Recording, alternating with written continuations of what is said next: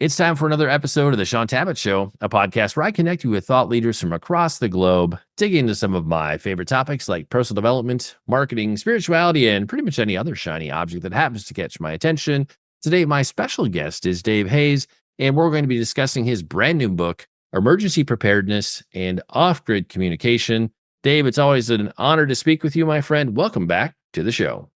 Shaun, it is good to be back on your show. It's been a while. It has been a while, but fortunately, when everybody you know is an author, everybody writes a book every 2 to 3 years. So there's always a chance for a follow-up conversation.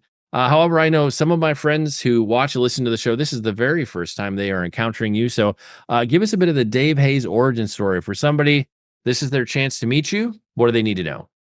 I am a retired paramedic. I worked in emergency medicine for 35 years. About the last 10 years that I was in emergency medicine, I was actively praying for my patients in my ambulance. And I saw a lot of people miraculously healed. I've written a series of books on physical healing, emotional healing, deliverance, hearing God's voice, various spiritual subjects. And I love writing. I've written 20 books to date. And my latest book, as Shaun said, is on emergency preparedness and off-grid communication, something that the Holy Spirit has been speaking to me about for the last 3 years.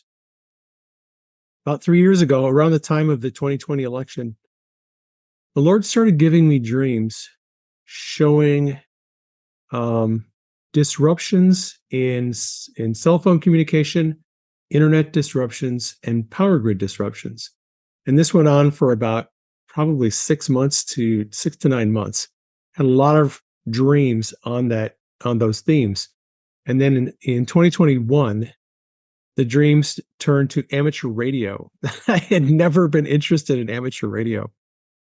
And for about a year, the Holy Spirit just kept giving me dream after dream about amateur radio. And then in 2022, the dreams transitioned to mesh networking and other related radio subjects. And then it just kept going. I kept having dreams about, internet disruptions, cell phone disruptions, power grids. I've had a couple of dreams suggesting the possibility of nuclear war.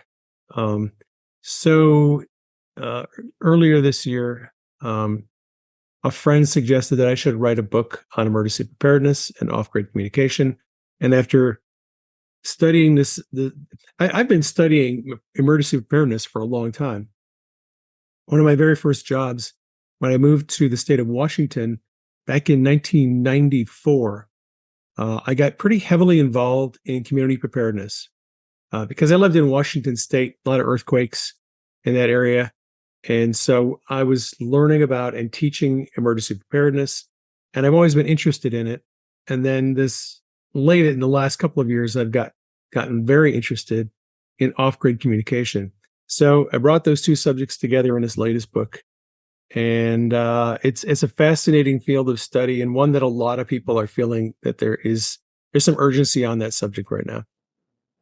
Well, and let me say, in terms of the more spiritual leaning books, as a guy who has worked in the charismatic publishing space for a decade now, Dave's books are some of the most accessible and just easy to read. I feel like, in terms of if I could recommend how-to guides for some of the topics you cover, your name comes up a lot. So if you haven't checked out any of those books, I highly recommend them. So go to Amazon, pick them up. I've enjoyed the ones that I've read. We've done a couple of interviews through the years. So if you go back and look at the show history with Dave, you can see some of the things we've talked about on the more spiritual side of Dave's book catalog, so to speak.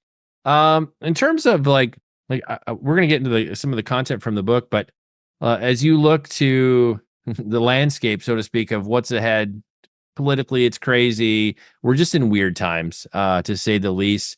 The things that keep you up at night, like, are there any threats, issues, like things that we should just be watching for on the world stage that should give us an urgency to step into being prepared for an emergency? Like, I feel like it's one thing you get the book and, do you take the time to read it? But like, from your perspective, how imminent is things on the horizon, and why should we really take this topic seriously?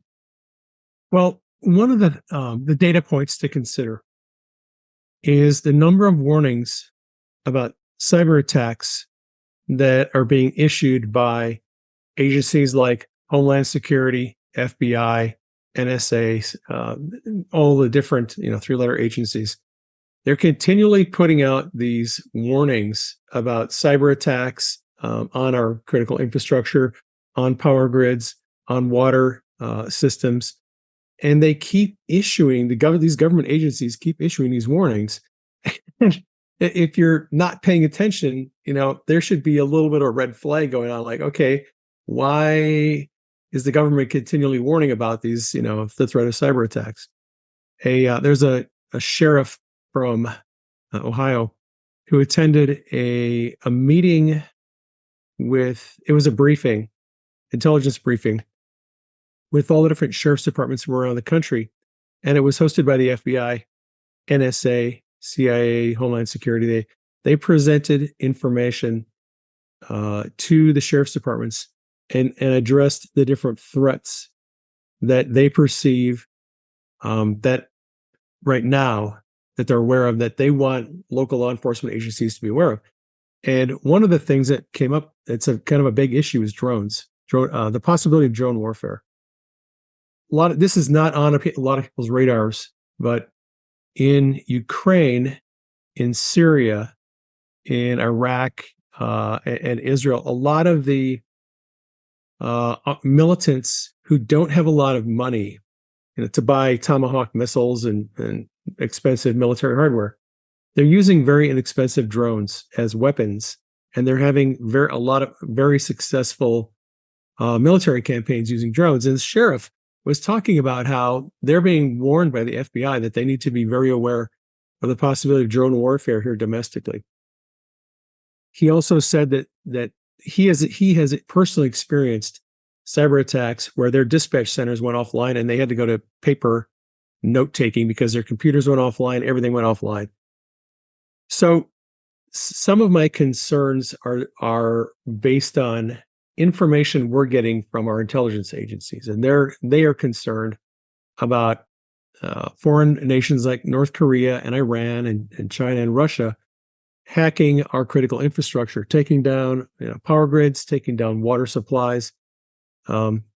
He also talked about the millions of people that have been coming over the border through the southern U.S. border, and that a lot of these people are, well, there's a particular cohort within this large number of migrants, single Chinese men of military age, not married, no children, and they're traveling in groups away from all the other groups of migrants, and they're not acting like the rest of the migrants coming into the country. And if you follow certain people on social media that are reporting on this, there's a lot of concern that, and President Trump has expressed this. He has suggested that China is actually infiltrating our country with an army that is going to potentially start pulling off terrorist attacks. We've got people coming in from Iran, from Syria, from Pakistan, and when no one knows who these people are, where they're going. And so those types of threats are out there on the horizon. A lot of people are talking about them. And those are just a few of the threats that I think we need to be aware of. And once you're aware of a potential threat, then the question is, what do you do about it? So in the book, the first half of the book is kind of broken into two halves. The first part of the book addresses common issues related to preparedness. So there's a chapter on how to prepare for natural disasters, whether that's hurricanes, floods, tornadoes, winter storms, mudslides, whatever your natural disaster is. I cover all of the most common natural disasters and steps you can take to prepare for those potential disasters. Then I go into man-made disasters. There's a chapter on situational awareness and mental preparedness, which I think is one of the most important chapters, because if you're not mentally prepared, to face a crisis. You can have all the gear in the world, but if you're not mentally prepared for what's coming, you can just get mentally worn down. You'll lose your will to fight. You'll lose your will to keep going, and you'll become a victim of the crisis. So I address, like I said, mental preparedness, situational awareness there, and then I go into the basics of preparedness. So, how to collect water and store water, how to store food, what kind of food should you put aside, alternate means of cooking food in the event that you lose electricity or you lose your ability to use a gas stove, right? So some of the basics of emergency preparedness: storing extra gasoline for your vehicle, uh, alternative sources of power using solar generators, the ins and outs of gas generators, propane generators, solar panels, and how they work. Actually, there's a section in there in the book where I talk about how, if you want to, how to inexpensively put together a whole house generator that will power your entire home, and how what that process looks like with either a gas generator or solar. So that's the first part of the book. And I address other things, the possibility of nuclear war, what the statistical likelihood is of surviving a nuclear war, depending on where you live, and some things you can do after a nuclear war to increase your chances of survival. There is a long chapter on first aid in this book because, well, I'm a paramedic, so I'm very interested in first aid. Lengthy chapter on first aid that covers a lot of common issues that you might have to deal with in a crisis. And then the book transitions into radio and communications. That's the second half of the book, where I cover everything from radios you can use just to listen for information in an emergency, how to gather information about the crisis, what's going on. And I know a lot of people don't have a lot of money, and some of the tips that I offer are very inexpensive. So you can get radios that are relatively cheap. You can even use your car radio. Most people have an AM/FM car radio, and actually, an AM/FM radio in your car is a very good source of information in a crisis. A lot of people don't think about the fact that if the internet were to go down and your cell phone service were to go down, a lot of people rely on internet and cell phone for information. But if all of those capabilities were taken away suddenly, an AM/FM radio is a really good way to gather information about the crisis, the extent of the crisis, what's being done to mitigate it, what the issues are in your particular area. Most AM and FM radio stations have backup power. So in the event of a power grid failure, it's likely there's going to be some AM and FM stations on air in your area. And right, so I just go through in the communications sections different ways that you can have access to information in a grid down situation. Then we go into UHF and VHF radios, portable two-way radios. Some you can use with a license, some that do not require a license. And then I go into the discussion of ham radio, the HF radios, where you can talk to people around the country or around the world. And the capabilities involved there, the expense. I recommend some options for radios and antenna setups. So how am I doing so far, Shaun? Well, that was a great overview, man. You covered a lot of the good topics. You're the kind of guest where I could ask you one question and you could go on for a half hour with useful information. You do have a chapter talking about when the rule of law goes out the window, and I just want to encourage people watching and listening to this.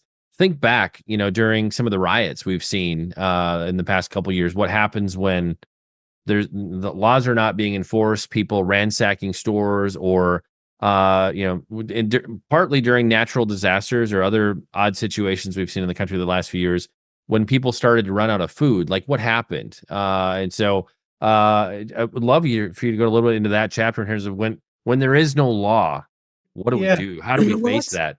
I think that's a real concern in the days that are coming, because it's no secret that this country is highly polarized. politically.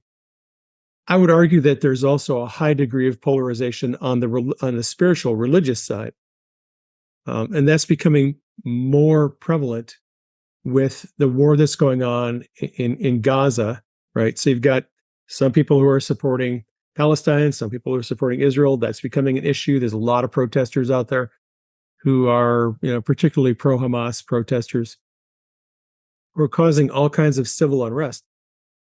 If we get into a situation where some of these people, for example, who are coming across the border, if they start pulling off terrorist attacks on urban areas or even rural suburban areas, terrorist attacks in certain areas is going to lead to potentially mass protesting, riots. If there's a takedown of the internet, here's just one one scary example. If for some reason the internet went down, whether that's terrorist attack or an EMP strike, the internet goes down.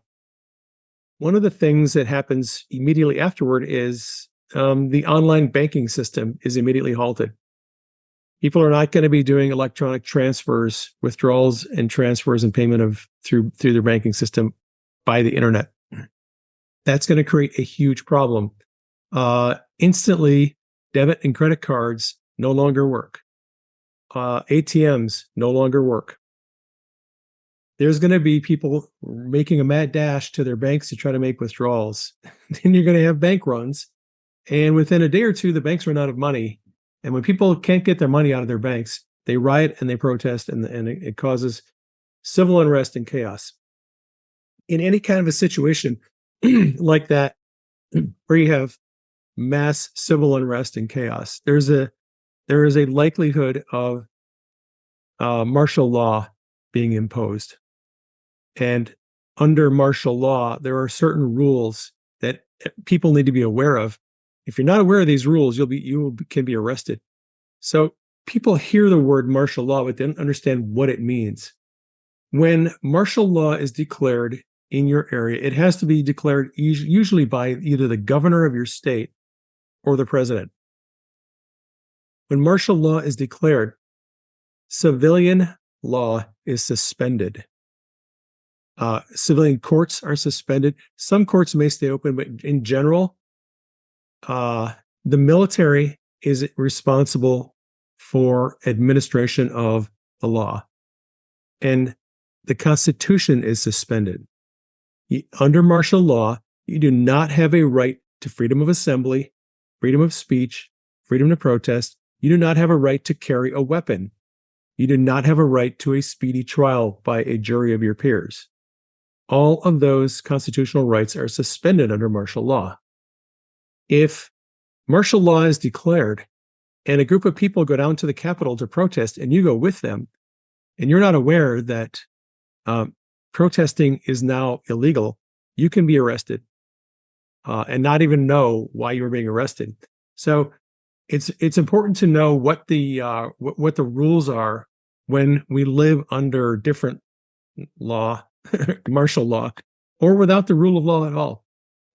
If the federal government were to collapse, either through takeover by a foreign power or through domestic a revolution, where a bunch of millions of angry people go to Washington D.C. and burn the Capitol to the ground, and we don't have a federal government anymore, living without the rule of law is a very scary proposition.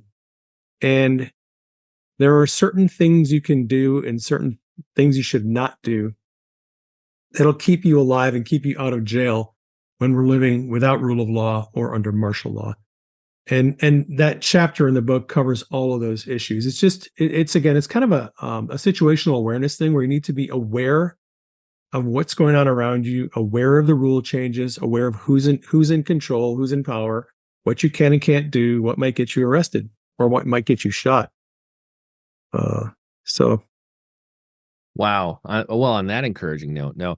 I know. Well, again, I go think back to what we've seen over the past few years. Like We lived in Illinois during some of the COVID lockdown stuff, and the amount of powers even our city government was trying to give itself in terms of martial law, being able to shut down the city was quite horrifying. Like there was a lot of pushback from the community because they were trying to change some of the local laws. So basically, the mayor would have ultimate authority to do whatever they wanted, basically.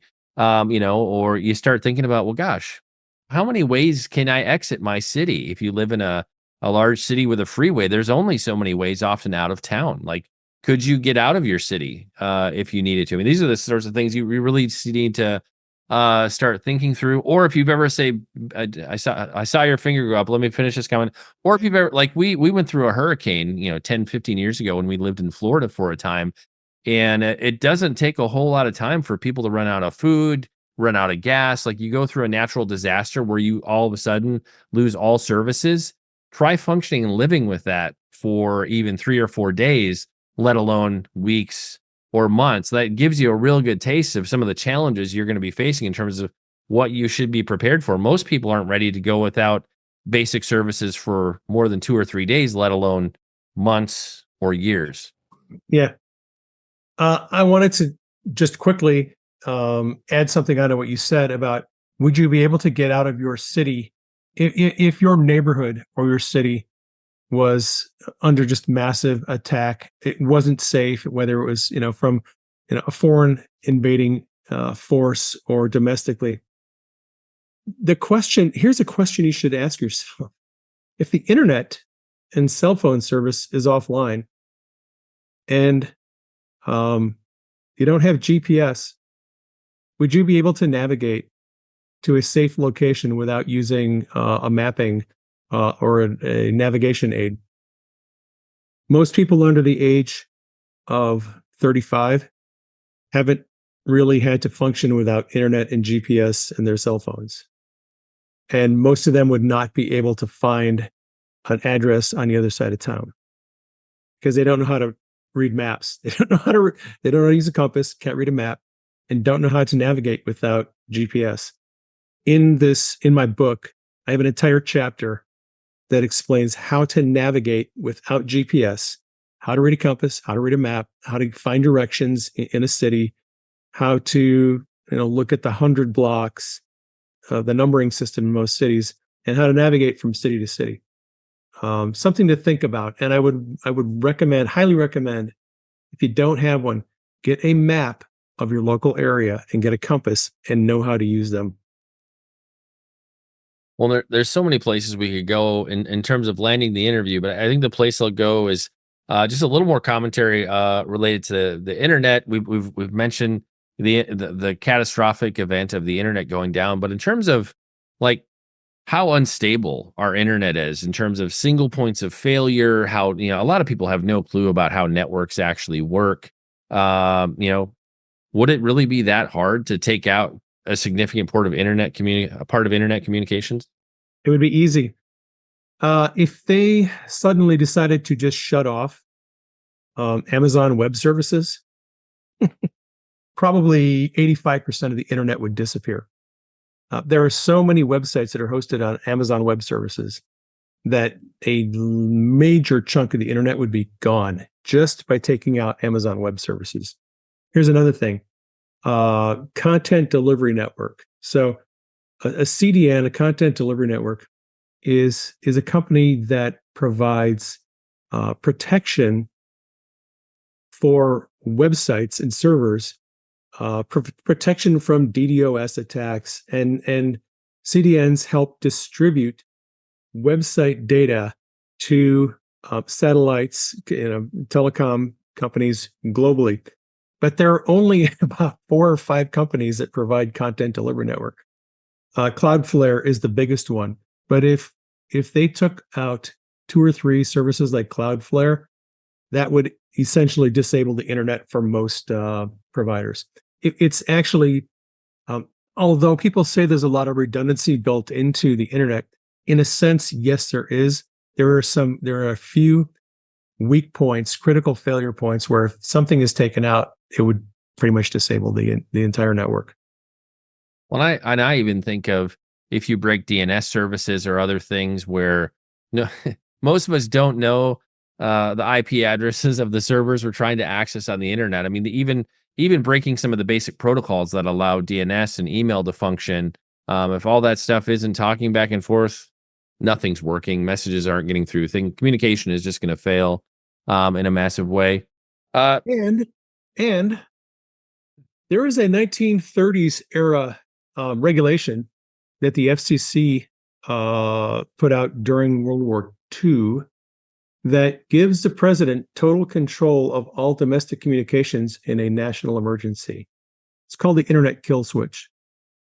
And the White House literally has the ability to shut down all domestic communications if the president deems that it's necessary in a national emergency.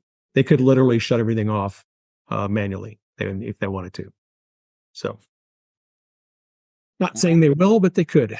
They could. More somber information. Sorry, this wasn't a unicorn and butterflies episode, but you got to be aware. You got to start thinking about being prepared. I think with what we're facing locally here in the States and across the world, we are in unsure times. I mean, I feel like anything could happen just based on the way things seem to be going.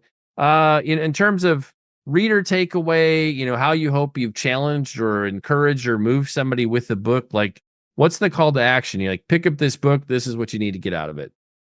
The call to action is pick up the book, Emergency Preparedness and Off-Grid Communication. And the book is broken up into many chapters, and I keep everything at the most basic level possible. Not that I don't provide helpful information, but I try to explain each concept in terms that anyone can relate to. If you have no experience with radio, you have no experience with preparedness, the tips and suggestions in the book give you some very practical things that you can do, simple steps. A lot of them are not very expensive. And I would suggest don't just get the book, but start putting some things aside. If you haven't done anything yet for preparedness, put aside a week's gallon, a week's supply of water, put aside a week's supply of canned food, get an extra can opener, have a little a cook stove that you can use as propane fire that you can as an alternative source of cooking and heat, and just start doing little things to get yourself prepared.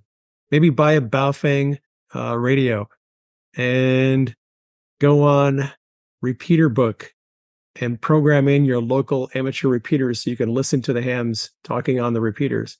Little things like that, practical things to kind of get you going in the right direction in the event that something happens. And Dave, in terms of picking up the book, finding out more about you, all the things, where should we go on the web? On the web, my main website is paramedic.com. All of my books, articles, videos, podcasts, it's all on paramedic.com. The book, Emergency Preparedness and Off-Grid Communication, is available on Amazon in Kindle and paperback. And if you don't like Amazon, it's also available on Barnes & Noble. And if you are an Apple book or a Nook or Kobo person, it's also available on almost all the ebook outlets. And we'll make it easy like we do with every episode. We'll have links in the description and the show notes to any websites that we've mentioned, as well as where you can pick up your very own copy of this new book. It's time to bring this episode of the Shaun Tabatt Show to a close. Many thanks for being a part of my conversation with Dave Hayes. Once again, our book today was Emergency Preparedness and Off-Grid Communication. And Dave, I want to say thank you so much for sharing with us today. It's always an honor and a pleasure to have you back in the show. Thanks, Shaun. Looking forward to our next episode.